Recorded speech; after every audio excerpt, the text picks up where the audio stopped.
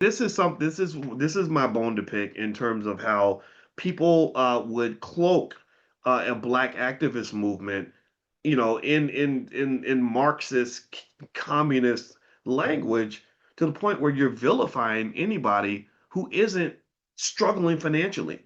I don't think you have to struggle to help others. Do you agree? Let me know if you agree with that, right? I think you can take care of yourself, take care of your family, drive a nice car, live in a big house, live a good life, and still be a net benefit to everybody around you.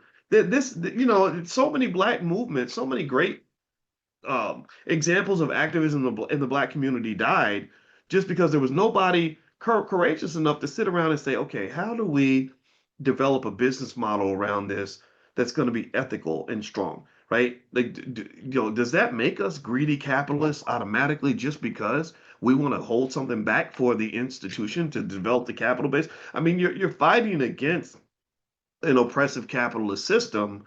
So you might need to bring a knife to a knife fight, right? Or you need to bring and then or bring a gun to a gunfight, right? I'm not out here shooting everybody like you. Like you're sloppy with your gun. You're trying to murder everybody. No, I'm gonna bring my gun because if my enemy has a gun, I gotta have a gun too.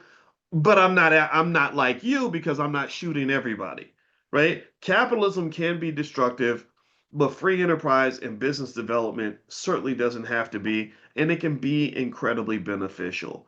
And if you have a community where all that's missing because you've been taught to vilify anybody who's doing better than you, then you're going to end up submitting to the capitalist anyway. You're going to get conquered by the capitalist because eventually you're going to realize that oatmeal is not free at the grocery store and that your children are going to need shoes to walk to school and that so you're going to have to go work for somebody to get that. Right? So I say it's better if you're going to work for somebody, I say it's better to work for yourself than it is to work for your oppressor. Do we agree with that? I hope that that makes sense. I hope that because I tell you what, I don't get tired of it because I'm so used to it, doesn't matter to me. But there's so many people who think that because I'm a finance professor that I somehow align with everything in capitalism, and no, I don't. I'm not trying to be white. I'm trying to make sure we rich. I want to be powerful. I want all of us to be powerful, right? And there's certain things about wealth and power that I understand. One is that the group is usually more powerful than the individual. So I want to empower my group and align myself with a powerful group. And then I become powerful, you're powerful, we're powerful together because in capitalism, teamwork tends to work. So there is a community communist aspect of capitalism. The Chinese understand it better than anybody else on earth. You can't mess with the Chinese because they move as a group. They rock as a unit.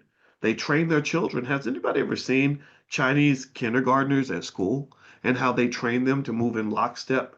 And they'll be doing some drill where they're dribbling a basketball or something, and all of them will be dribbling the basketball the same way or doing the exact same dance or the same movement and just in sync. That's trained early. When I taught a class in Shanghai, one of my students explained to me that yeah, when you're a child, you're taught that you want to be part of the group.